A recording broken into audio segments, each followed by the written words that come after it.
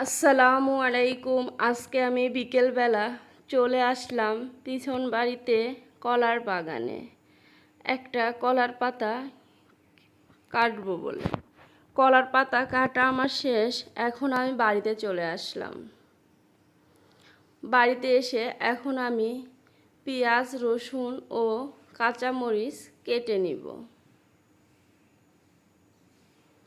তারপরে এখন আমি কাঁচা পেঁয়াজ, জিরা ও রসুন বাটবো।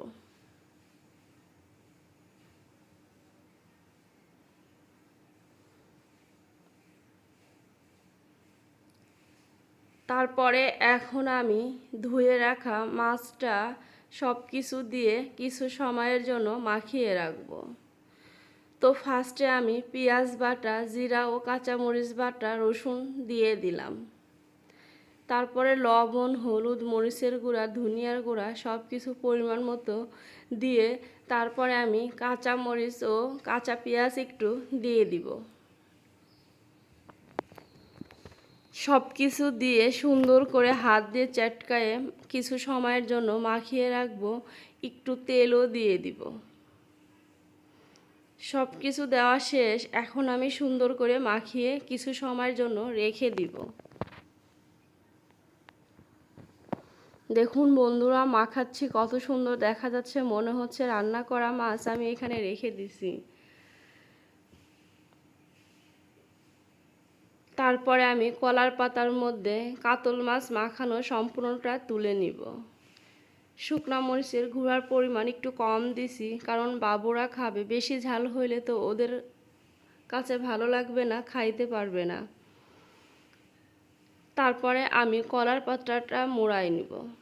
ভাবতেছি এই পাশ দিব না ওই পাশ দিব, এই বলে কলার পাতাটা আমি সুন্দর করে মোড়াই নিলাম। তারপর এখন আমি সুতা দিয়ে চারপাশে কলার পাতাটা পেঁচিয়ে বেঁধে দিব, যাতে সব কিছু খুলে বের না হয়ে যায় পানির মধ্যে। আজকে আমি কাতলা ভাপাবো। এখন আমি কড়াইয়ের মধ্যে দিয়ে দিলাম। তারপরে আমি একটু মসুরি ডাল বেটে নিচ্ছি, কিছু বড়া বানাবো।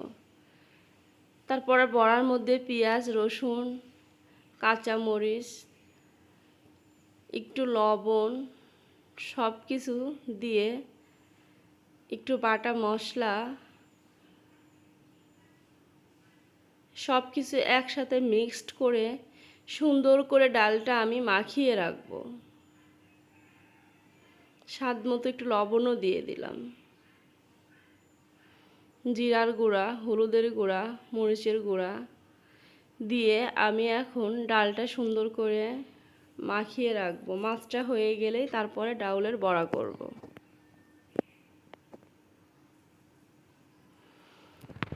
দেখুন আমার ডাউলটা কি সুন্দর করে মাখানো হয়ে গেছে। তারপরে এখন আমি কড়াইতে দেখব যে আমার মাছের কি অবস্থা। তো মাছটাও আমার হয়ে গেছে। এখন আমি মাছটা তুলে নিব।